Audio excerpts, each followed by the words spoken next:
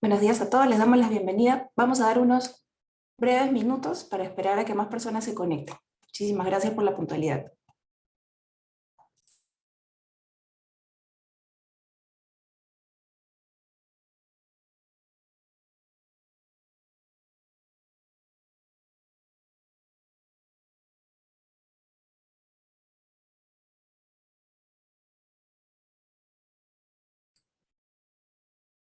Hola María, ¿cómo estás? Buenos días.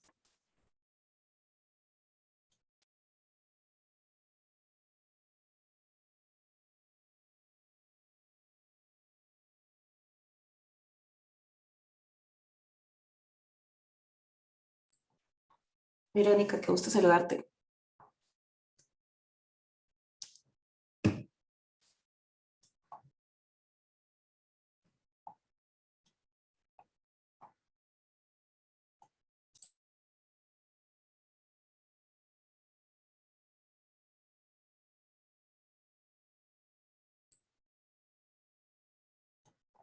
María Katia, ¿cómo estás?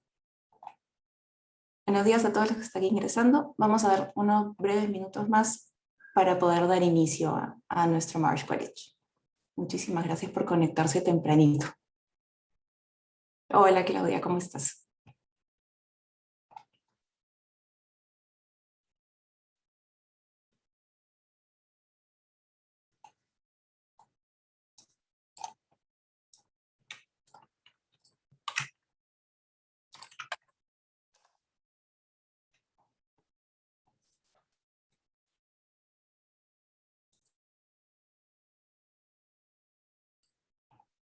Alejandro, Miguel, gusto en saludarlos. Bienvenidos.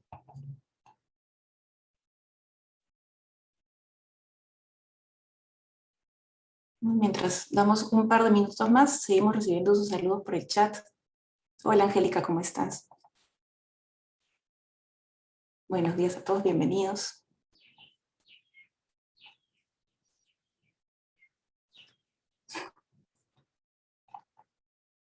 Mario, ¿cómo estás? Buenos días, María Lourdes.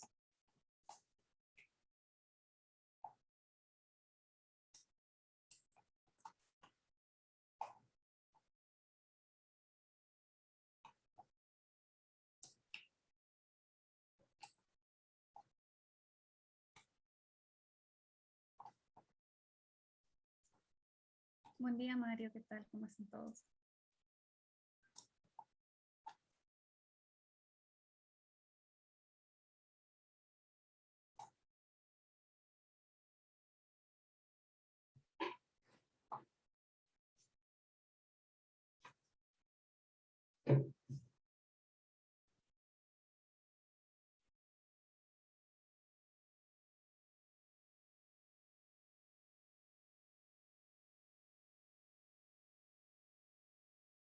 ¿Cómo están Susi, Renato? Buenos días.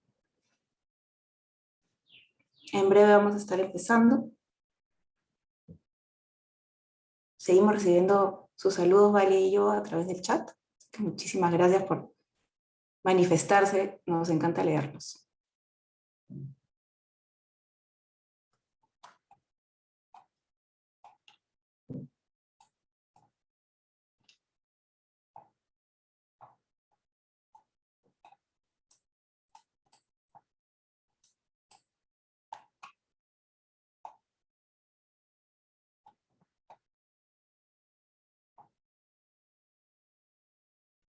Muy bien, siendo 9:05, ¿qué te parece, Vale, si vamos empezando? Listo, demos inicio. Perfecto, muy bien. Buenos días a todos. Bienvenidos a esta sesión de Marsh College. Y qué título que tenemos el día de hoy, ¿no? Cómo atraer y retener talento al cuidar la salud de tus colaboradores, ¿no? Y de hecho, el día de hoy, tanto Valia como yo queremos traerles no solamente información, no solamente cifras y no solamente de repente alguna herramienta que hayamos escuchado por ahí que funciona, sino queremos conversar con ustedes, interactuar con ustedes, saber también cuál es su visión para la empresa en el cuidado de la salud de los trabajadores y cómo ustedes también piensan que pueden conectar ese propósito con ser una organización ganadora, con proporcionarles mejores beneficios, beneficios más variados a los colaboradores y que giren en torno a mejorar su propia salud y su propio bienestar, ¿no? Por eso el día de hoy estamos junto con Valia, ¿no? Para los que no nos conocen, vamos a hacer una presentación muy pequeña. Mi nombre es Gisela Balbuena, yo soy médico, trabajo en el área de consultoría de salud y beneficios para Marsh y me dedico a todos los programas que están relacionados a salud preventiva. Le doy brevemente el pase a Valia para que pueda comentarnos sobre ella. Buen día a todos, mucho gusto de estar esta mañana mostrándole esta presentación a todos. Mi nombre es Valia Paricio, para también con aquellos que no me conocen. Veo la parte de nutrición conjuntamente con un equipo en el cual vemos programas de nutrición, damos seguimiento y generamos nuevas actividades que puedan darle valor a seguir cuidando la salud de los trabajadores. Muy bien, con esto damos inicio y queremos contarles, estos son en grandes líneas los 3 puntos que vamos a ver el día de hoy, ¿no? Vamos a conversar con ustedes un poquito sobre por qué nosotros estamos planteando esto como un tema importante a poner sobre la mesa, por qué las enfermedades crónicas tienen que ver con cómo se impacta dentro de a la salud, perdón, de los colaboradores, ¿no? A la salud de la población en general, en realidad.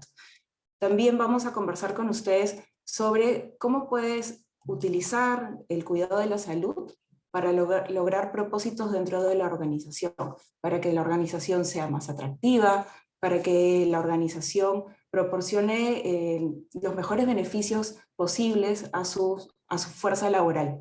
Y por último, vamos también a conversar sobre algunas intervenciones que han mostrado resultados, que han tenido éxito, y también algunos elementos y recomendaciones que ustedes pueden utilizar para incorporar dentro de sus propios planes. Muy bien, habiendo comentado los puntos de la agenda, vamos a dar inicio ya. Y queremos empezar haciendo esta dinámica con ustedes, así que les vamos a pedir que puedan ingresar a esta página a través de cualquiera de las 2 formas que ven en pantalla. Pueden colocar la dirección que están viendo, www.menti.com, en su navegador e ingresar el código 81704303. O también pueden escanear el código de barras que ven aquí con la herramienta de su teléfono. Cualquiera de las formas está bien, los va a llevar a la página. Y para conocer cómo van conectándose, por favor, si pueden colocar en el chat que están listos, si nos escuchan fuerte y claro y si hemos comprendido bien las instrucciones y ya están adentro, pongan en el chat listos e ingresados. Sí, vamos, arranquemos. Aquí los leo. Muy bien, Silvia está lista, César también, María también. Berioska, muchísimas gracias a todos. Vania, María, ya, perfecto. Muy bien, entonces, ¿les parece? Vamos empezando con esta primera dinámica.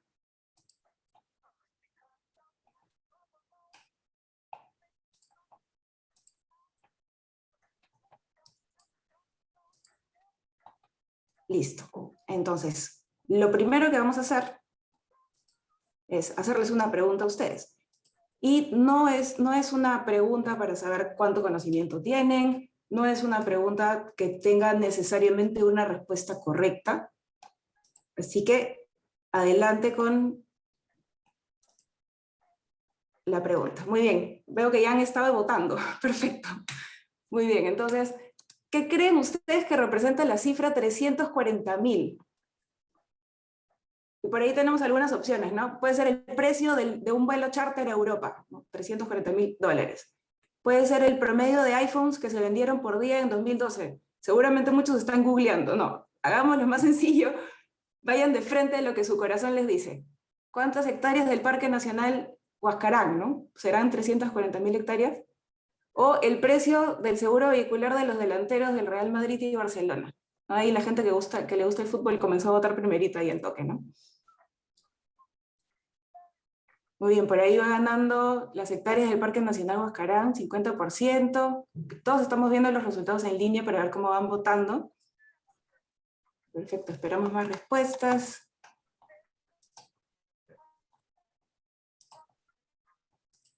Si alguno tiene dificultad para poder entrar, nos avisa también por el chat. Por ahí Rubén decía, el costo de una quimioterapia. Es también otra idea, ¿no? Esa no se nos ocurrió ponerla. Muy bien, por ahí, ¿cuál va ganando? Sigue ganando las hectáreas del Parque Nacional Huascarán.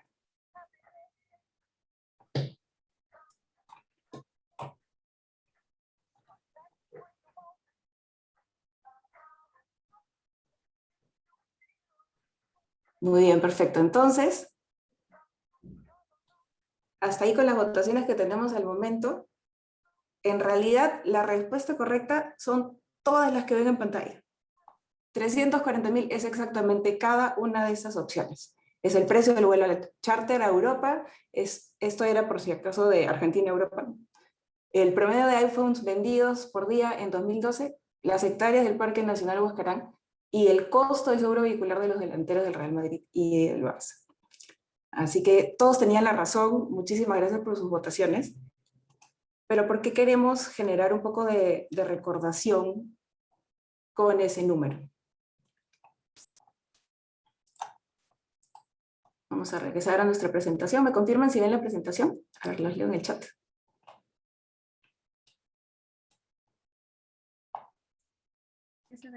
Sí se ve la presentación. Perfecto. Listo. Muchísimas gracias, Belén. Muy bien. Entonces, finalmente esa cifra, conectando ya un poco más con nuestro tema, ¿qué cosa es lo que representa aquí?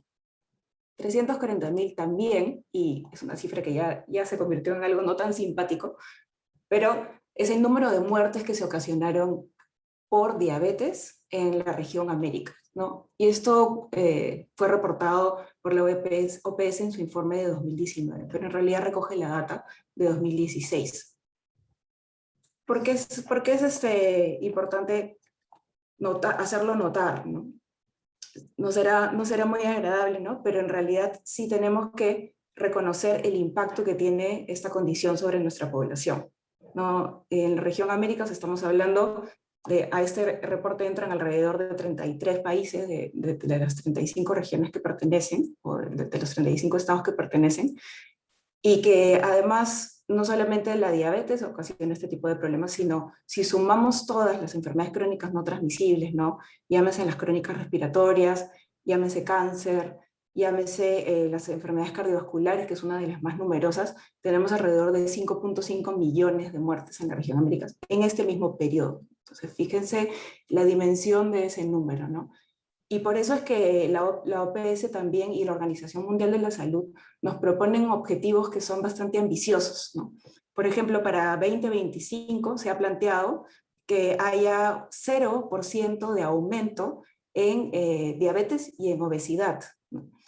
Y eso es algo que nos puede chocar un poquito, ¿no? Que haya cero aumento. Entonces, ¿por qué es que conectan estas dos condiciones, diabetes y obesidad? Porque ya sabemos, ya conocemos que la diabetes es una consecuencia de la obesidad. Están directamente relacionados. Y además, porque también nos planteamos una meta ambiciosa. Una meta ambiciosa porque la diabetes es una enfermedad, la diabetes tipo 2 es una enfermedad que se puede prevenir, ¿no? Que se puede prevenir con la aplicación de estilos de vida saludable. No solamente la puedes prevenir si es que no tienes el diagnóstico, si no tienes la condición, sino que si estás diagnosticado, además puedes evitar una complicación, puedes evitar una hospitalización, una descompensación, el deterioro de tu salud, las graves consecuencias que tiene la diabetes. Y se controla con medicación y también con transformando tu estilo de vida hacia un estilo de vida más saludable. Entonces, sí lo vemos como algo ambicioso, pero tiene un motivo, tiene una razón de ser, ¿no? Y está ahí. Y por eso también queremos compartir algunas otras cifras con ustedes para reconocer esto como un problema que realmente impacta la salud no solamente a nivel salud pública, sino va a impactar la salud de nuestros trabajadores, ¿no? Y una de las cifras que nos demuestra un poco esto de mejor manera es si de ese 5.5 millones de muertes ocasionadas por todas las enfermedades no transmisibles que hemos mencionado, extraemos cuántas ocurren de forma prematura, ¿no? Y prematuro nos referimos a personas que están entre los 30 y los 70 años de edad, justamente el grueso de nuestra población. Y eso se lleva el 39% de esos 5.5 millones, se lo llevan las muertes prematuras.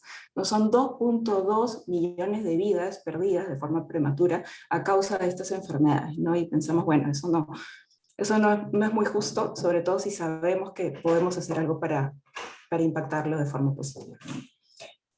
Y entonces eso hace que tengamos alrededor de 15% de probabilidad de morir a causa de una de las 4 enfermedades no transmisibles más comunes, ¿no? Cáncer, las respiratorias, las enfermedades cardiovasculares y diabetes. Esas son las 4 más comunes. Y por eso también es que la Organización Mundial de la Salud se ha trazado otro objetivo muy ambicioso, que es que para el año 2025 tengamos una reducción del 25% de ese riesgo. Es decir, esa probabilidad de 15% la vamos a disminuir a algo de 11.2%. Esa es la meta a la que se quiere llegar. Sin embargo, en las proyecciones que tenemos en el último reporte, pues la línea no está llegando al propósito que necesitamos, ¿no? Y quizás por aquí también es que nosotros hacemos un llamado a que los esfuerzos sean en conjunto, ¿no? Y sabemos especialmente en particularidades de países como el nuestro, donde el sistema de salud está un poco fragmentado, donde no se tienen todos los recursos disponibles para llegar a cada persona, en cada población, en el lugar geográfico donde se encuentre, ¿no? Entonces necesitamos un poco de soporte también de otros actores importantes para lograr este tipo de metas, ¿no? Y acá es donde también entra el gran impacto que puede tener programas que se realicen desde las empresas, por lo menos para impactar sobre todo este indicador de muertes prematuras, ¿no? Aquí está nuestra población trabajadora principalmente. Muy bien, ahora si traemos esto a Perú, ¿no? En Perú estamos un poco por encima del indicador de la región, ¿no? Algo que no es tan bueno para nosotros, ¿no? En lugar de ser el 39% de las muertes prematuras, como sucede en la región, en el caso de Perú es 41.5%. Y además de eso, también les traemos algunas cifras de qué ocurre antes de la condición, ¿no? Y a través de encuestas que se realizan, como la encuesta ENDES, esta es información de 2020, tenemos que alrededor de casi 40% prácticamente de personas que son mayores de 15 años presentan al menos una de las siguientes condiciones. O tienen obesidad, o tienen diabetes o hipertensión, o alguna combinación de las tres, ¿no? Y estamos yendo a población bastante joven, ¿no? De 15 años a más. Y ya en esta población, a pesar que es joven, tenemos ya 40% de la población con un factor de riesgo, ¿no? Que si no controlamos, que si no revertimos, porque muchos de los factores de riesgo son modificables, vamos a llegar a pasar ya a tener esta condición establecida, ¿no? De enfermedad crónica no transmisible. Muy bien, no solamente les quisimos traer cifras de la región y cifras de Perú, sino también quisimos aterrizar un poco cifras que manejamos nosotros un poco mejor, porque son más core de nuestro negocio, ¿no? Estas son cifras que hemos elaborado con información proporcionada por las aseguradoras, y aquí hemos rescatado información tanto de hipertensión como diabetes, como grandes ejemplos, ¿no? De los principales impulsores del gasto. Entonces, aquí estamos hablando que para el caso de hipertensión arterial tenemos casi 18.5 millones de costos generados, ¿no? Ahora no estamos hablando de un periodo histórico, ¿no? Sino estamos hablando solamente considerando todo el año 2020 y la mitad de 2021. Entonces tenemos información bastante actualizada sobre esto. Esto está a junio de 2021 y recoge un año y medio de siniestros, ¿no? Esos siniestros con diagnóstico de hipertensión han implicado 18.5 millones de costos. Ahora, si hablamos del costo promedio por una atención, y las atenciones más costosas son las atenciones hospitalarias, es decir, una persona con hipertensión que se ha complicado y ha necesitado una hospitalización, fíjense el costo promedio de ese siniestro por persona, 9.300 soles. y cuántas atenciones, o sea, para ver un poco qué tan frecuente es hipertensión. Y estoy segura que ustedes saben que es un problema, lo reconocen, lo escuchan, conocen muchas personas con hipertensión y dentro de su población trabajadora seguramente también han identificado esto como una condición, ¿no? Y la data de siniestros no nos deja mentir, también menciona casi 80.000 atenciones en ese año y medio. Ahora, si hacemos el mismo ejercicio con diabetes, tenemos casi 14.2 millones de costos generados por diabetes. El costo promedio de hospitalización asciende a 5.400 soles y esto ha significado alrededor de 54.000 atenciones. Muy bien, vamos a pasar a una siguiente dinámica. Aquí, Valita. Listo, los invitamos para esa segunda dinámica también a poder conectarse, ingresar a la página. Queremos saber sus comentarios acerca de qué acciones dentro de la empresa se están planificando para el 2022 contra la diabetes, ¿no? De manera resumida, en una palabra, indíquennos qué están ya planificando o ya tienen como estructurado realizar el próximo año. Bien, por ahí van participando. En línea vamos a ir viendo lo que van comentando. Correcto. Hay prevención, consumir menos azúcar. ¿Qué más? ¿Qué otras acciones dentro de la empresa van a realizar? Vigilancia médica. Acá nuevamente no hay una respuesta correcta, ¿no? Es lo que ustedes consideran y pueden resumir en la menor cantidad de palabras posible o en una sola palabra idealmente, que ya han pensado para su plan 2022 y que atienda el problema de diabetes específicamente. Muy bien, por ahí tenemos alimentación balanceada, hacer ejercicios, nutricionista, plan nutricional, prevención, programas de baile, consumir menos azúcar, vigilancia médica, capacitaciones. Lo seguimos leyendo.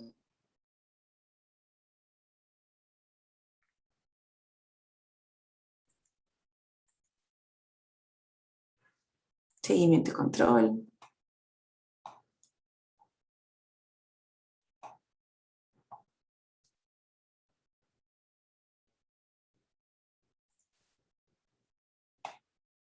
Si todavía no han considerado algo específico para diabetes, también pueden colocarlo, ¿no? Aún no lo tengo. Por ahí me comentan que no entendieron bien la actividad. Es ingresar y colocar en una sola, de manera resumida, en una sola palabra, qué acciones ya tienen planificado realizar el próximo año que vaya contra de la diabetes. Por acá ya vemos algunas respuestas. Sensibilizar. Muy bien, si todavía no habían ingresado al aplicativo, aquí arriba tienen la dirección y el código para poder ingresar.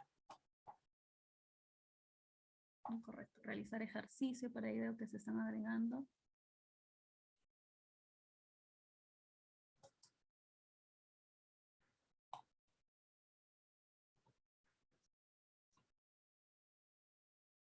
Muy bien.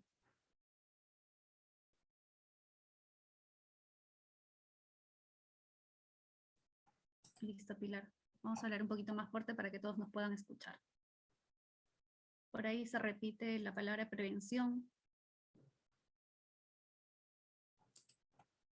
También si ya ingresaron una opción, pueden volver a ingresar y poner otra segunda acción o tercera acción, pueden ingresar varias veces, no hay ningún problema. O en caso vean que dentro de la pantalla ahí hay una acción que ustedes van a realizar, pueden repetirla para poder sumar y ver qué acciones son las que más se están pensando realizar en modo macro, ¿no? Por ahí leo varias que están relacionadas a alimentación, ¿no? O a recibir asesoría nutricional, un nutricionista. También... Está repitiendo seguimiento y control. Sí, así es, Valia. Están colocando... Bueno, prevención está, quizás es la palabra más repetida hasta el momento. En alimentación también, bueno, ahí hay otra forma de escribirlo como dieta o control en el comedor, ¿no? Bajar el consumo de azúcar. O como plan nutricional también. Perfecto, entonces seguramente muchos miramos o escuchamos diabetes o pensamos en diabetes e inmediatamente lo estamos asociando a alimentación, ¿no? A cómo cómo controlarlo a través de una alimentación saludable, a través de la disminución del consumo de azúcar. Pero también está importando mucho en las respuestas de nuestros participantes el seguimiento y control, ¿no? Correcto, la actividad física también.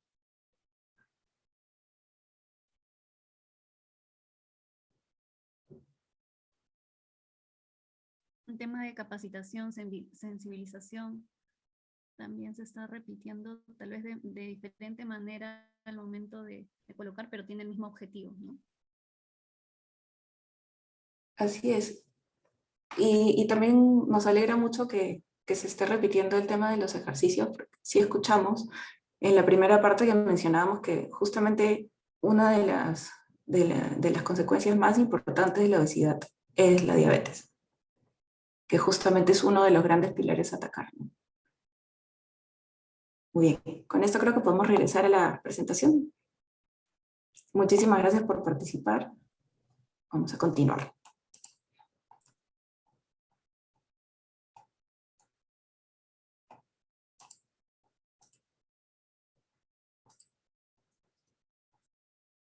Listo, ya hemos leído las acciones que ustedes tienen ya planificadas o están pensando ya dentro de su plan 2022 incluirlas. Y en realidad manejar la parte de diabetes puede ser complicado. Es un conjunto de acciones a realizar de modo multidisciplinario. No solamente una persona la va a poder gestionar. Sin embargo, el tema de realizar las acciones preventivas para aquellos que padecen ya la enfermedad es de alto impacto, tanto para la empresa, ya que puede reducir las complicaciones que son de alto costo, como lo hemos visto en láminas anteriores, los cuales pueden incluir ciertos costos indirectos, como puede ser la pérdida en la productividad, temas de discapacidad, pero también tiene un alto impacto en el colaborador, porque el colaborador va a tener esas condiciones, conocimientos, herramientas que necesita para poder controlar adecuadamente su enfermedad y prevenir el avance de esta. Y también es cierto, también a modo de compensar el déficit en los sistemas de salud, porque estos ya se encuentran fragmentados cada vez que uno requiere una atención o se extienden o se alargan, alterando el tratamiento o el control de la enfermedad. Más aún hoy en día en el que nos encontramos en coyuntura COVID, si bien es cierto, la coyuntura nos ha generado un escenario que nos puede ayudar o motivar a poder estructurar programas. A su vez también a la par se han generado ciertos inconvenientes o brechas para tener accesos a los centros de salud, ya sea porque los picos de contagio son más altos, puede ser que hay una demanda muy cambiante, también hay una menor oferta de estos centros hospitalarios o lugares donde asistir. Entonces es de mucha importancia sumar actividades que puedan fomentar una práctica y llevar un control de aquellos colaboradores que presenten estos diagnósticos, específicamente de la diabetes, donde se puedan brindar como objetivo de actividades, realizar cambios en las conductas de autocuidado para el propio trabajador. Dentro de ellos está la parte de alimentación saludable, que es una de las acciones primordiales que los pacientes con esta patología deben conocer, ya que está ligado directamente con el control de sus niveles de glucosa, saber que estos colaboradores conozcan el tema de las porciones, qué cantidades consumir, qué tipos de alimentos forman parte de ese autocuidado que el colaborador debe seguir. Por otro lado, también tenemos la parte de estar activo dentro de la empresa, promover o realizar acciones para generar el movimiento, la actividad física, también es un punto importante a realizar. También el tema de realizar monitoreos, que se cuente con registros, con una documentación que les pueda ayudar o sea útil de poder identificar cuáles son las fortalezas y o debilidades que se han generado dentro de estas actividades a realizar y que más adelante pueda ayudar a reforzar tanto el control de diabetes desde el lugar de trabajo. Por otro lado, también está la parte de capacitaciones en diferentes puntos que van a ayudar a reducir los riesgos.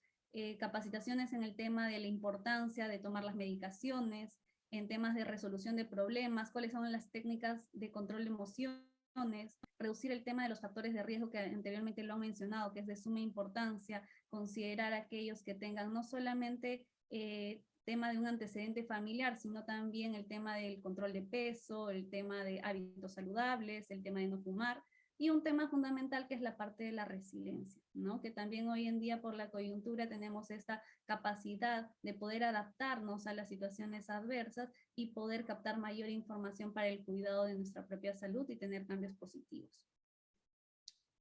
Ahora, en la siguiente lámina.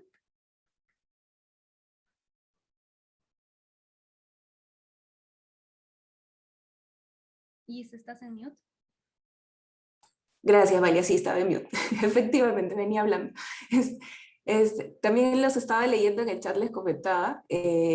Hay un problema de audio, ¿se escucha bien? ¿Están escuchando bien ahora lo que les estoy comentando? ¿Me pueden confirmar? ¿Se escucha bien? ¿Está bien? ¿Estamos bien de volumen? Perfecto. Ya, ok. Muchísimas gracias.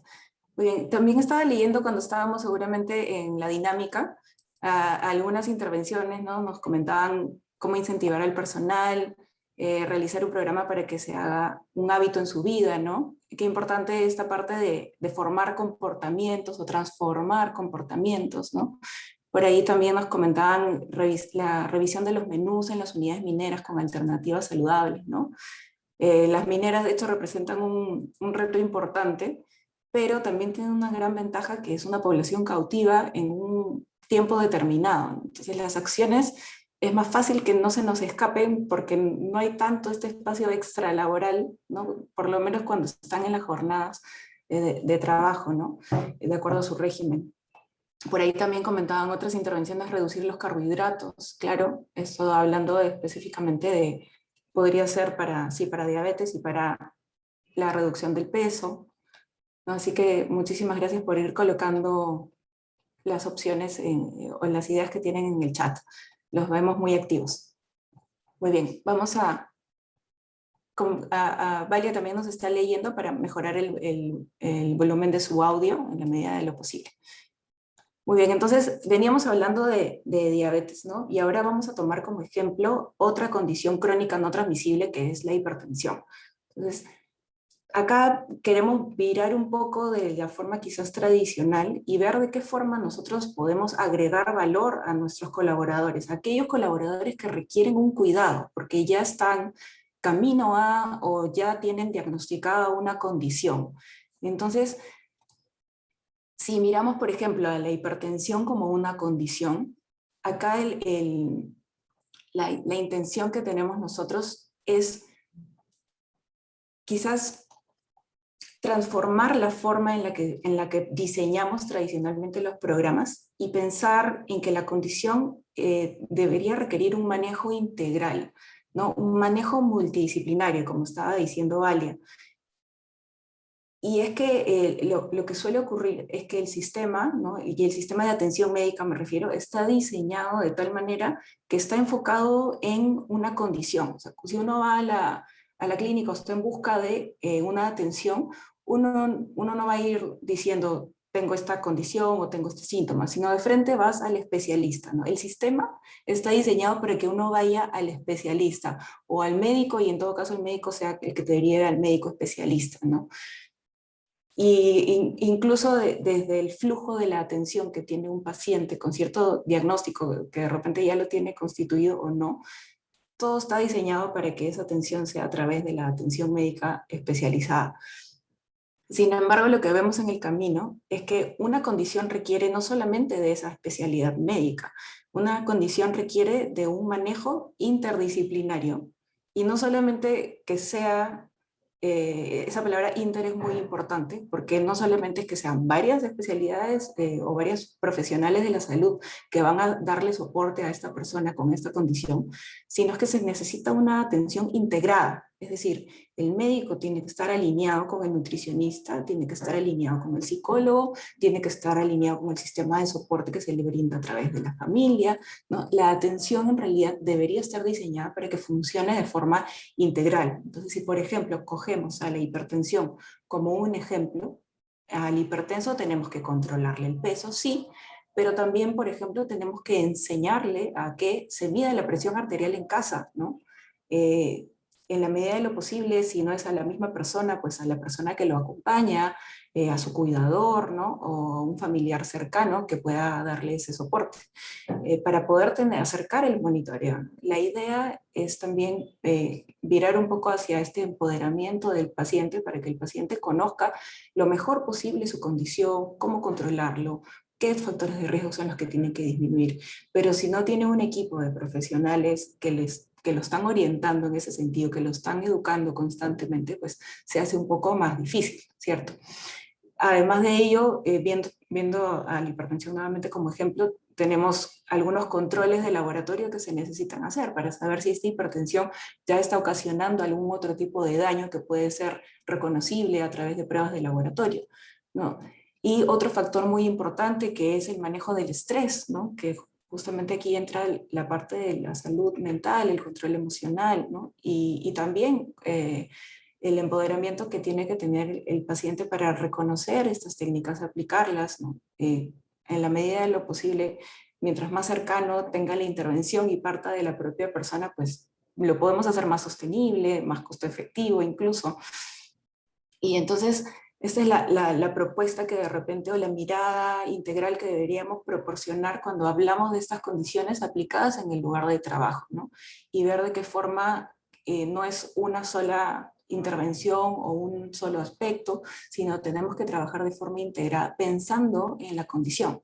Para eso, lógico, hay que conocer cuáles son las condiciones más prevalentes en nuestra población y mejor aún, no solamente cuáles son las condiciones, o sea, los pacientes ya diagnosticados, sino los que estarían en vías a ser diagnosticados porque ya tienen un factor de riesgo. Entonces tenemos que ir a la población a reconocer cuáles son los factores de riesgo que ya tienen.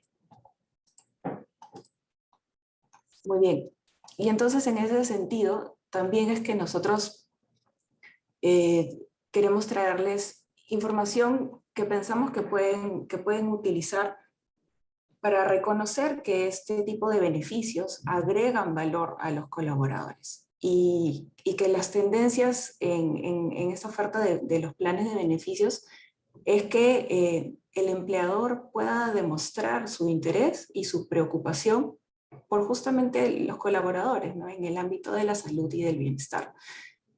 Entonces, acá hemos recogido algunos de los beneficios que han sido los calificados como más valorados en una encuesta que realiza Mercer Beneficios a nivel global, ¿no? Que recoge la opinión de 14.096 empleados y ellos han indicado cuáles son los beneficios que más valoran. Y todos los que ven aquí en la línea curva arriba son los beneficios que han pesado entre el 45 y el 55% de las votaciones, ¿no? Entonces digamos que son los beneficios que han sido calificados como muy valiosos o como extremadamente valiosos, ¿no? Y vamos a ver de qué se trata, ¿no? En líneas generales, pues lo que más valoran los planes de forma integral es que el empleador pueda proveerles de beneficios que sean variados, ¿no? Y de beneficios que sean valorados en sí. Pues vamos a ver cuáles han sido los más elegidos o los mejores calificados, ¿no? Ayuda con el manejo de responsabilidades familiares, hábitos, metas de vida, soporte en la salud mental, soporte en la resiliencia, en las relaciones interpersonales, las prácticas y políticas que crean un entorno saludable y un fuerte sentido de comunidad, las innovaciones que permitan prevenir y tratar condiciones de salud, tener o recibir ayuda para encontrar y coordinar atenciones de salud y tener la opción a atenciones virtuales, ¿no? Para recibir atención de un profesional de la salud, pero de forma virtual. Entonces, vemos que sí, hay un poco relacionado al ámbito personal incluso, hay mucho relacionado a la preocupación por ayudar al colaborador a llevar una condición y estar controlado, estar lo más saludable posible, ¿no? A pesar del diagnóstico. Hay varias relacionadas a proveer de un entorno, ¿no? Como la organización les provee y los hace sentirse seguros, ¿no? En un entorno que ha sido diseñado pensando en su salud y bienestar. Y es así que también recogemos cómo nosotros podemos proponer entonces, considerando la opinión de nuestros colaboradores, una cultura organizacional que sea una cultura basada la preocupación, en el aprecio, en sentir que importamos, ¿no?, a la organización desde el punto de vista de la salud y del bienestar, ¿no? Y en general. Y algunos de estos aspectos, de estos pilares que engloban un poco los beneficios que hemos conversado, ¿no?, es que se brinde flexibilidad, ¿no?, pero se brinde una flexibilidad que tenga un propósito, ¿no?, porque muchas veces se otorga el beneficio, pero el beneficio tiene que estar bien intencionado, ¿no?, a que la persona pueda atender lo que necesita atender en ese espacio, que seguramente muchos necesitan ese espacio para atender asuntos importantes, no solamente a nivel personal, sino también a nivel profesional. Que el liderazgo de la organización se sienta un liderazgo que respalda al colaborador, ¿no? Es un liderazgo que demuestra compromiso con la seguridad, con la salud, con el bienestar del colaborador. Que se proporcionen comunicaciones que den valor a los empleados, que una comunicación uno pueda percibir que la organización está conectado conmigo, me entiende, ¿no? Me genera a mí una emoción de sentido de pertenencia, de sentir que el empleador realmente está preocupándose e interesándose por mi salud. Por eso se promueven las comunicaciones que sean empáticas, que permitan ese relacionamiento, sentirse identificado y que sean en lenguaje sencillo, claro, dirigido, ¿no? Pues sabemos la cantidad de bulla informática que tenemos, entonces y se aprecia mucho que sean comunicaciones no complejas, ¿no? Y por último, la salud al alcance del bolsillo, ¿no? De qué manera las organizaciones también pueden ayudar a tener un acceso pagable, ¿no?, a los colaboradores y brindar en caso contrario, en caso no se pueda proveer, pues, un soporte económico que esté dirigido también a la prevención y al tratamiento. Muy bien, y en esta misma encuesta, ¿no?, recogiendo las opiniones de estos 14.096 trabajadores, también hay algunos resultados que demostraron por qué es importante que se tenga ese respaldo por parte del empleador, ¿no? Cómo eso se demuestra ya en las cifras, cómo eso conecta con algo que puede impulsar a la fuerza laboral a mantenerse en la organización o incluso a los que están fuera de la organización a sentirse atraídos a ingresar a esta gran organización. Y es que cuando se les preguntó si los colaboradores confiaban o en qué recursos o a dónde miraban cuando pensaban en soluciones de salud de alta calidad, que sean convenientes, que sean económicas, que sean seguras, ¿no? Y 46% dijo que confía en su empleador, ¿no? E incluso no solamente es un buen número, ¿no?, 46, sino que además se le coloca en un ranking con otro tipo de recursos a los que los colaboradores podrían acudir o recurrir para este tipo de atenciones. Y el empleador es el número 3, ¿no? Está por debajo de los profesionales de salud en atenciones presenciales, profesionales de la salud en atención virtual, y el tercer puesto ya es el empleador. Entonces, fíjese la importancia, la relevancia que tiene la empresa como parte del cuidado de la salud, ¿no? Esa es la percepción que tienen los colaboradores. Y también se hizo un contraste, entonces, entre los colaboradores que habían manifestado que sentían que tenían recursos muy variados, muy valorados, versus los que no, versus los que pertenecían a organizaciones en los que no sentían esto, ¿no? Habían pocos beneficios o no habían beneficios relacionados a salud y bienestar. Entonces, cuando comparamos esos dos grupos, claro que el grupo con los beneficios más variados mostró ciertos indicadores de interés para la organización, como por ejemplo, tuvieron 35 puntos porcentuales menos de probabilidad de cambiar de empleo, ¿no? Esto muy relacionado, lógico, a la retención del talento. 27 puntos porcentuales más de confianza que pueden acceder al cuidado y salud que requieren. O sea, ese 46% se parte en dos entre los grupos que tenían los beneficios más variados y no, y hay una diferencia de 27 puntos porcentuales. Y 11 puntos porcentuales más energizados, esa es la sensación que tienen de pertenencia a la organización, de sentirse cómodos, de sentirse bien en la organización. Y también se les consultó sobre qué tanto sienten el apoyo del empleador, ¿no? Versus no haber sentido ese soporte, y esto es en el periodo, en la época de pandemia, ¿no? Y solamente el 25% de este grupo que se sintió apoyado por el empleador percibieron la pandemia como algo negativo en su mayoría. Es decir, pensando en la pandemia como una experiencia, hay personas que han considerado que no todo relacionado a la pandemia era negativo, ¿no? Le han tratado de sacar algo positivo, algún cambio, algo que ha transformado y que ha virado hacia alguna ventaja o sea algo positivo en su vida. Y esto ha sido solamente, ha habido una diferencia entre el grupo que sintió el apoyo del empleador y el grupo que no. Es una diferencia importante, ¿no? Mientras que en este grupo que se sintió apoyado, solamente el 25% percibió la pandemia como algo negativo, en el otro grupo que no sentía el apoyo de su empleador, se vio reflejado en un 51%. Entonces, se instaura más esta negatividad o pensamientos que van más relacionados a lo negativo. Muy bien, entonces también conversamos un poquito de cuáles son las intervenciones que ahorita vemos como más populares, las más frecuentes, las más utilizadas, ¿no? Y cuando pensamos en intervenciones que van dirigidas a combatir estas condiciones crónicas, ¿no?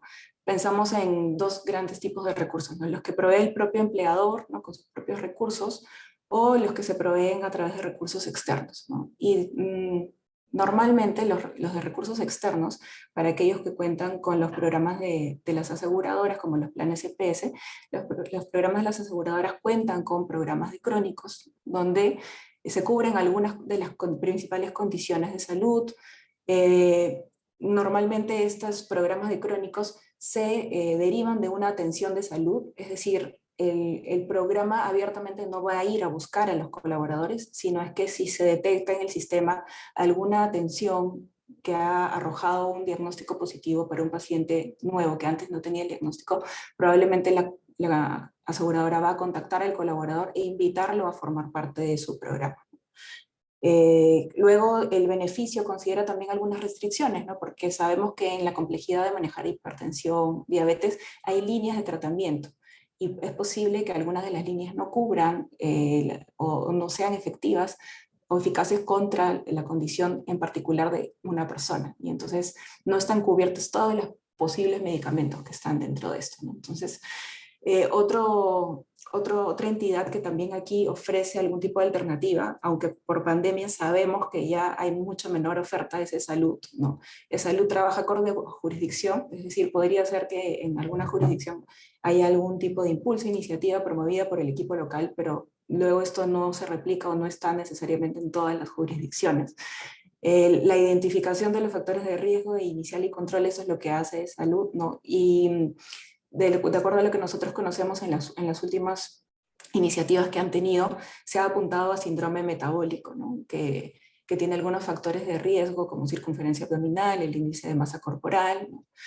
Y tienen una intervención, porque esta primera parte es el diagnóstico, el descarte. La intervención sería algunos talleres educativos que ellos proporcionan durante algunos meses, algunas empresas incluso. Y como recurso interno, ¿no? Lo que más escuchamos, y justo cuando les preguntábamos las acciones que ustedes tienen planteadas para su plan 2022, vimos algunas de las que están aquí, ¿no? Pero de forma tradicional nosotros escuchamos mucho capacitaciones o charlas, escuchamos sobre las campañas o ferias de salud, ¿no? Escuchamos las entrevistas médicas, es decir, hacerle la historia al paciente, ¿no? Invitarlo al consultorio con el médico ocupacional y conversar sobre sus antecedentes o de repente a través de un cuestionario, descartes de laboratorio que a veces también se realizan, incluso a domicilio, comunicaciones educativas, ¿no? Boletines, flyers. Tradicionalmente estas son el tipo de intervenciones que nosotros vemos, ¿no? Y quizás aquí nos gustaría, reflexionando un poco, pensar cómo esto impacta, qué resultados han tenido, qué resultados pensarían que pueden tener con este tipo de actividades si las examinamos así como de forma individual. ¿Cuántos momentos de contacto en el año tienen con los colaboradores? Por ejemplo, cuando hablamos de campañas o ferias, ¿no? Como hay normalmente una inversión, ¿no? Hay un recurso asignado, normalmente se programan en un momento del año, ¿no? Entonces, de qué forma esto puede tener impacto sobre la condición del colaborador y un impacto sostenible, ¿no? Si es que los puntos de contacto pueden ser reducidos en el año.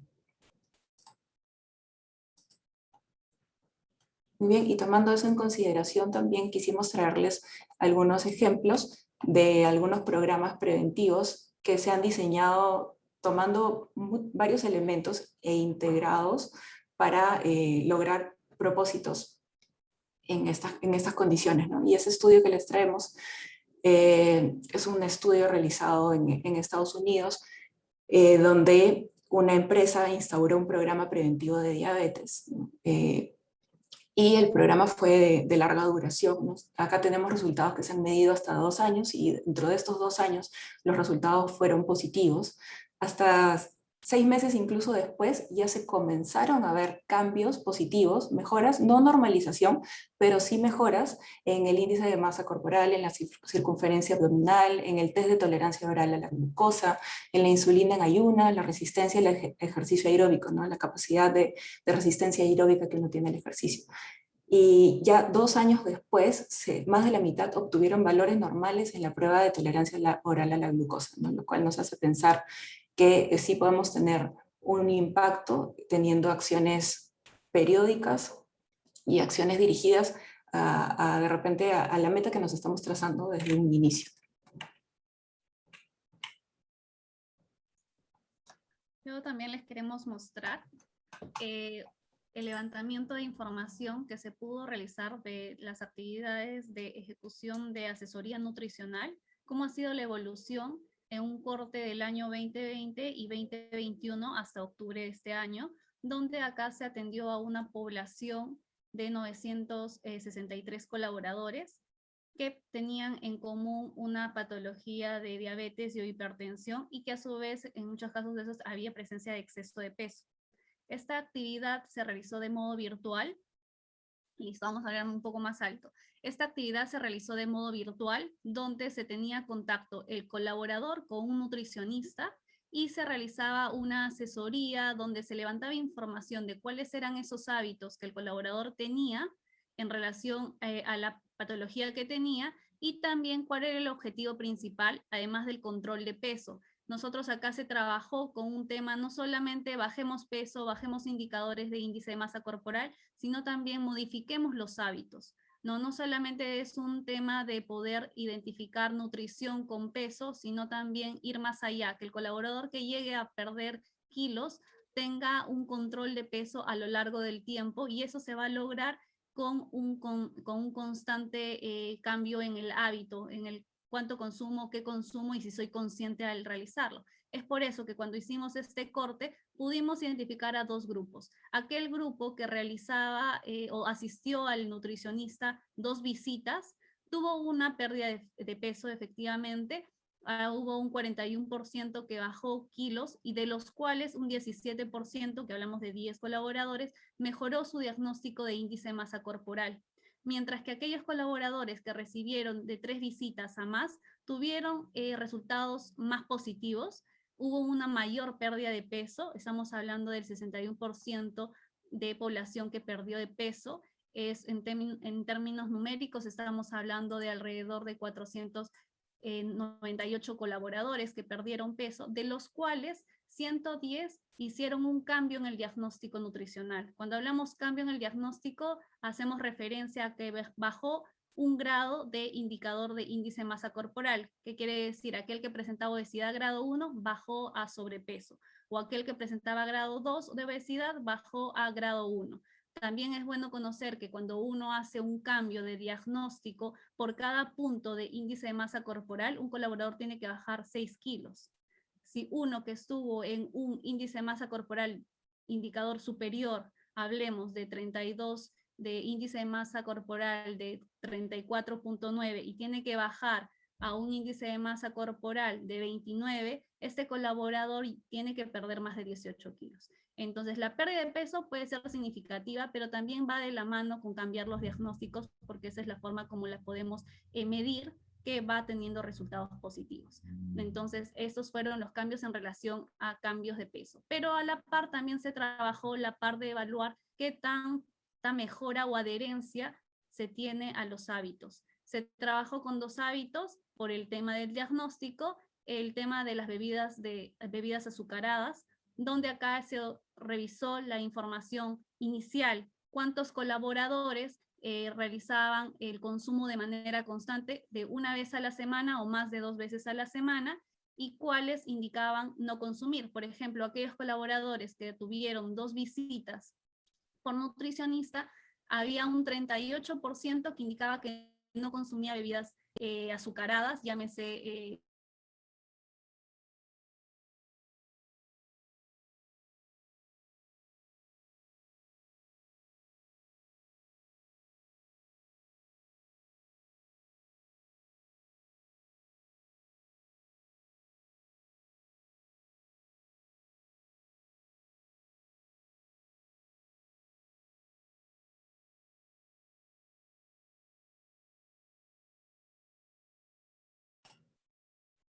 ¿Me confirman si ustedes también perdieron a Valia? Yo la veo congelada. Se fue, ¿no? Vamos a esperar mientras se reconecta. La perdimos, sí. Sí, será de él, sí, cierto. Ahí estamos. Listo, Valita, ¿puedes probar tu audio? Hola, ¿me escuchan? ¿Me escuchan Ahí mejor? está. Sí. Listo. Me quedé en la primera parte del tema de hábitos, cómo es la evolución. Aquellos que recibieron 2 visitas y que aquellos que buscábamos como objetivo mantener que este 38% siga ese hábito de reducir o no incorporar dentro de su alimentación de manera constante las bebidas azucaradas, este 62%, de los 62%, solo el 2% mejoró o se adhirió al hábito. Estamos hablando de 2 personas. Y un 2% mostró mejoras. ¿Qué quiere decir? Que indicaba consumir más de 2 veces a la semana y su mejora fue ahora consumir 1 vez a la semana. Fue una mejora de a pocos, se considera un caso de avance, así que también forma parte de un dato a considerar. No es necesariamente de que un momento a otro tiene que cambiar sí o sí el hábito, ya que recordemos que esto es algo progresivo.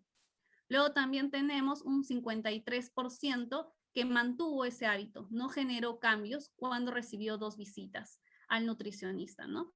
Luego tenemos el otro grupo, aquellos que recibieron atención nutricional más de 3 veces o asistieron a esta especialidad, donde inicialmente se pudo apreciar que la mitad de estos colaboradores indicaban no consumir este tipo de bebidas azucaradas, y había un 50% que sí todavía requería tener mayor cambio para poder mejorar los niveles de glucosa, ya sea porque tiene una afección de que es o diabético o hipertenso, que podría conllevar, si no genera estos cambios, a seguir no practicar una alimentación saludable, ¿no? Acá lo que se apreció fue que el 3% mejoró el consumo de este tipo de productos, los redujo, un 9% mostró cambios reduciendo su consumo, y un 36% no mostró movimiento alguno de cambio en el tema de consumo de bebidas azucaradas. Por otro lado, en la parte de consumo de comida rápida, llámese comida como pizzas, hamburguesas, papas fritas, nuggets, entre otros productos de alto contenido de grasa saturada y sal, acá lo que se ha visto es que 2 visitas, a la asistencia de 2 visitas nutricionales, un 43% de la población indicaba no consumir este tipo de productos, y un 57% indicaba que tenía presencia durante su consumo en una semana. Por otro lado, al finalizar la sesión, a pasar su segunda sesión, vimos que el porcentaje de adherencia había bajado en 1%, que quiere decir una persona por ahí llegó a consumir este tipo de alimentos. Había una persona que mejoró, redujo su consumo, y un 58% que mantenía el consumo de manera mayor a 1 vez a la semana.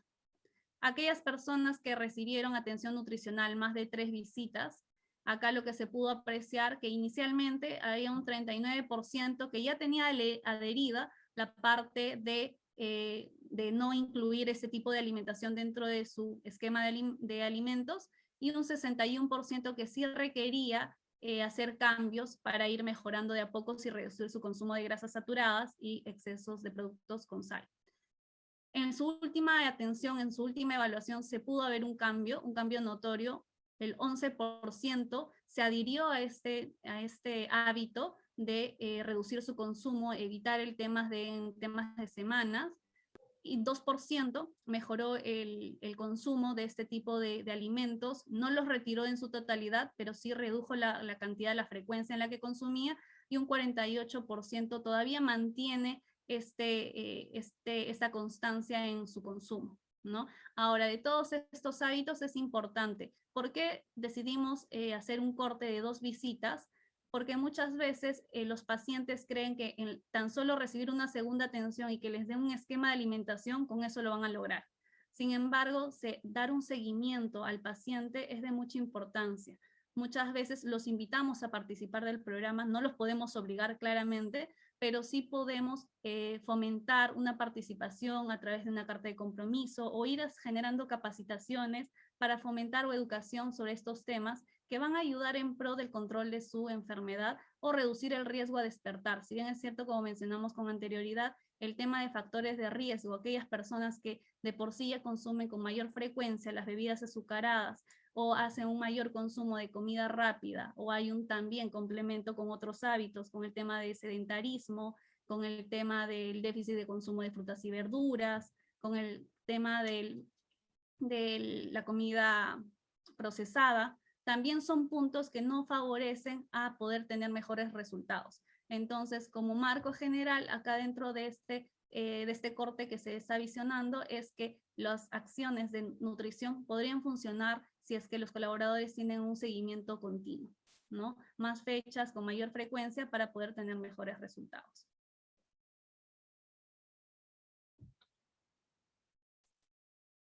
Por otro lado, también tenemos la parte de qué nos agrega sostenibilidad a estos programas preventivos. Acá es importante, como lo hemos estado conversando durante toda esta presentación, tomar en consideración aquella población que presenta factores de riesgo. Muchas veces solamente tomamos dentro de este programa aquellos que ya tienen el diagnóstico como tal. Sin embargo, tener en cuenta y visionar cuáles son esos antecedentes familiares. Si mamá o papá del colaborador ha tenido un tema de diabetes, ha tenido un tema de hipertensión, ya tiene un factor de riesgo alto. O tal vez estas personas en algún momento han tenido glucosa elevada, ¿no? O también han tenido niveles de presión alto, también forman parte de un grupo de riesgo. Si este colaborador tiene un exceso de peso, dependiendo del grado, también forma ya parte de este grupo de riesgo, los cuales tenemos que agrupar e identificarlos de manera periódica para ver el avance de estos y realizar acciones que puedan ayudar a poder llevar un estilo de vida más saludable. Ahora, ¿qué actividades o qué opciones implementar? Acá está la parte de vigilancia continua de la propia enfermedad, con el objetivo de evitar que ya los diagnosticados puedan enfermar o que se les pueda complicar el diagnóstico, ¿no? Luego también tenemos la parte de la transformación de los comportamientos. En este aspecto también es importante empoderar al colaborador en temas de conocimientos para la buena práctica de estilos de vida y que estos sean duraderos, estilos de vida saludables que puedan ser llevaderos en el tiempo. Empoderar específicamente a pacientes con temas puntuales que puedan ayudar a que este colaborador pueda llegar a controlar el diagnóstico que tiene, conocer cuáles son los niveles de glucosa normales en sangre, conocer cuáles son los momentos en las tomas, conocer en qué momento revisar las porciones de consumo, su consumo en tema alimenticio, en temas cantidades. Todo esto en conjunto empoderan a un colaborador para que él pueda tener un autocuidado y reducir riesgos y complicaciones. Luego también acciones de prevención secundaria. Muchas veces nos basamos, ok, paciente diabético, paciente hipertenso, ¿qué actividades podrían fomentar una mejora? Pero también tenemos que ver la otra parte, que qué acciones de prevención adicionales o secundarias podemos realizar, como enfermedades de COVID, por ejemplo, cómo hacer un autocuidado, cómo mejorar el sistema inmunológico para reducir el riesgo de contagios. El tema de la influenza también va a favorecer a tener conocimientos hacia el colaborador de mejorar su estado de salud. En la siguiente lámina vamos a hacer una actividad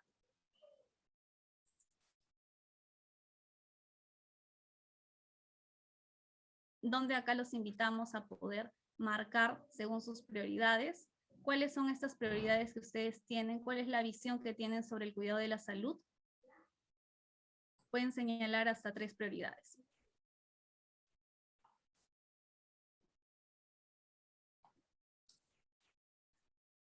Aquí los invitamos a participar cuando piensan en su empresa, no solo en el plan necesariamente 2022, sino en el plan a 1 año, 2 años, 3 años.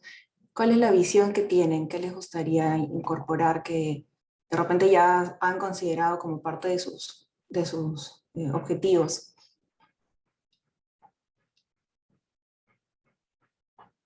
Vamos soplándoles un poquito lo que la mayoría está contestando. No tenemos acciones que prevengan enfermedades comunes en la modalidad remota.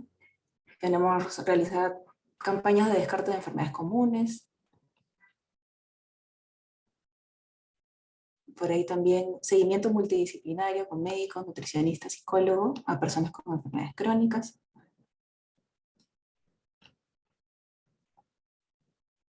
Nuevamente aquí no hay respuestas correctas e incorrectas, es lo que ustedes consideran importante para su organización y que están pensando en incorporarlo a los planes.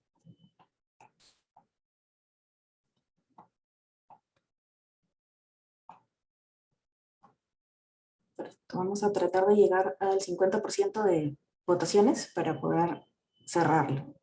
Ya nos falta poquito. Los invitamos a seguir participando. Marquen 1, 2, 3 opciones.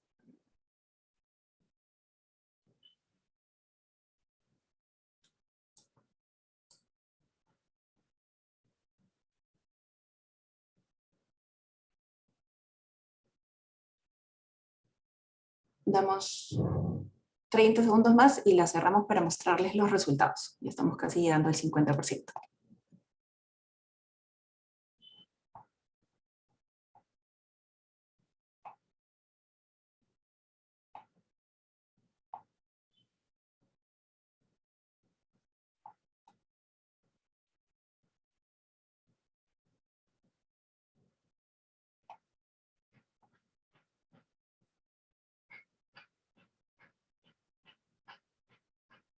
Muy bien, vamos a mostrarles los resultados.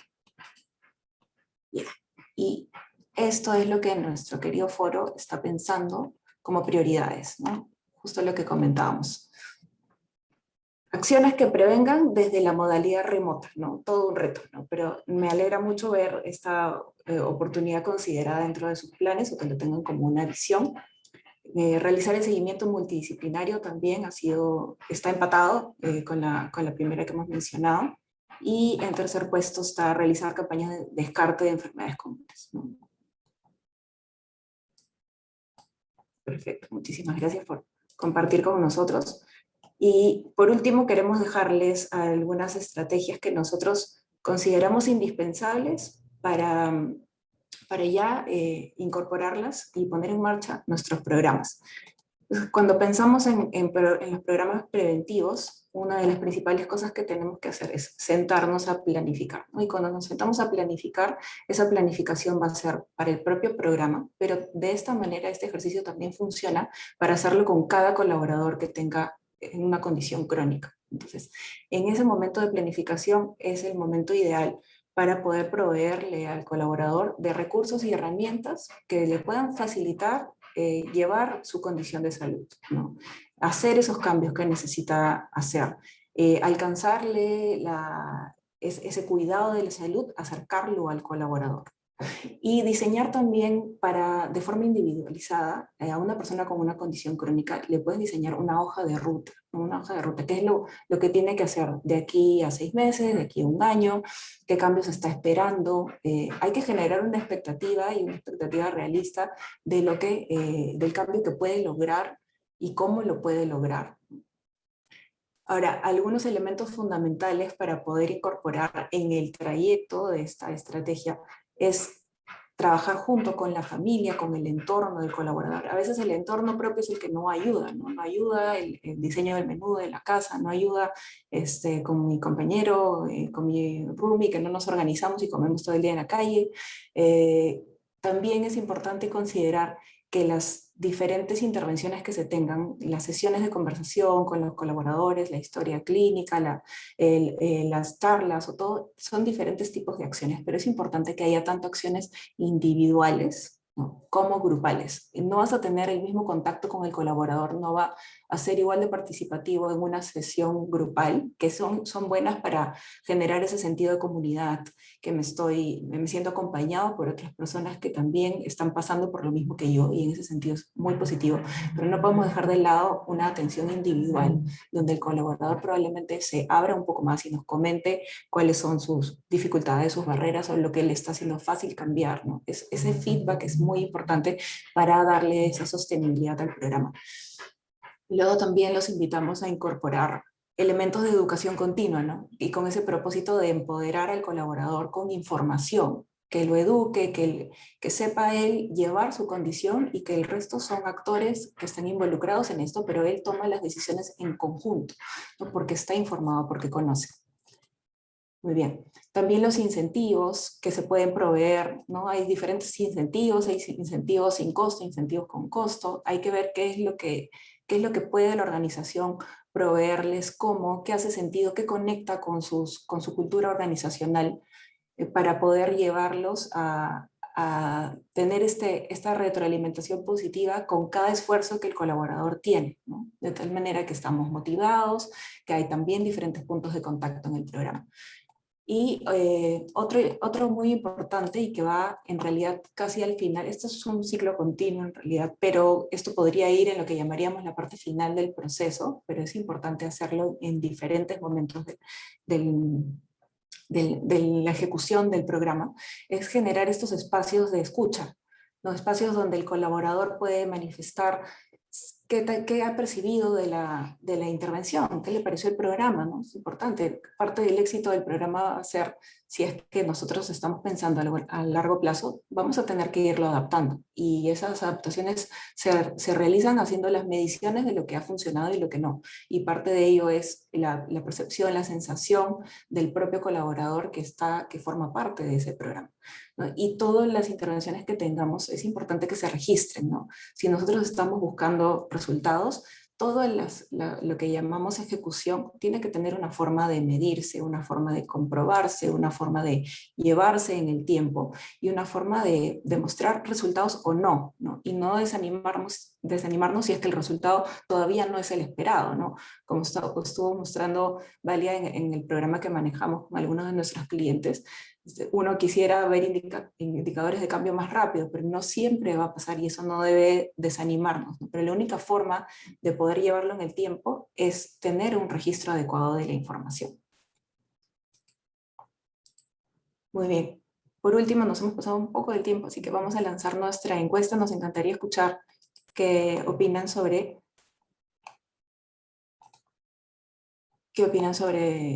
se quedó colgada la encuesta previa, perdón. Ahí está. Vamos a lanzar la encuesta de satisfacción. Y también los leemos si tienen alguna consulta, comentario, quieren contarnos un poco sobre sus planes, o les gustaría ponerse en contacto con nosotros. Les estamos dejando también nuestros datos. Mientras van llenando esta encuesta de satisfacción, igual hay una pregunta ahí de Nelly, referente a cada cuánto tiempo es recomendable que se realicen sesiones, entiendo, nutricionales, semanales, quincenales, mensuales o bimensuales. En realidad va a depender mucho del caso del paciente. Si es un paciente, por ejemplo, que es recién diagnosticado con diabetes, requiere un seguimiento constante para poder adherir y dar las indicaciones relacionadas a su control. Si es un paciente que estamos hablando que presenta un exceso de peso, se sugiere, nosotros trabajamos la manera de que si es una persona con obesidad grado 3, lo recomendable es verlo de manera quincenal. Aquellos que presentan obesidad grado 2, obesidad grado 1, verlos mensual, sin dejar de lado aquellos que tengan sobrepeso, ¿no? Que también los podríamos trabajar de modo mensual o bimensual.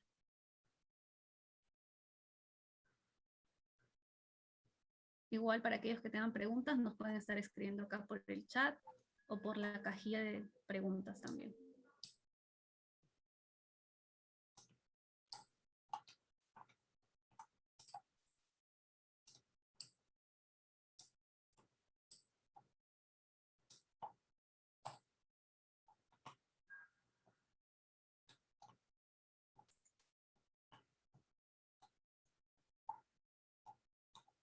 Muchas gracias, César, también.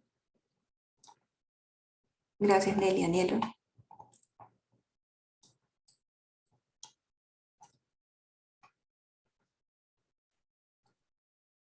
Muy bien, habiéndonos pasado un poquito del tiempo, ya vamos a liberarlos. Les agradecemos muchísimo por el tiempo que nos han brindado, por el espacio para escucharnos, para intercambiar también ideas. Nos ha encantado también leerlos y conocer, compartir con ustedes estas ideas. Y esperamos verlos en una próxima sesión. Muchísimas gracias.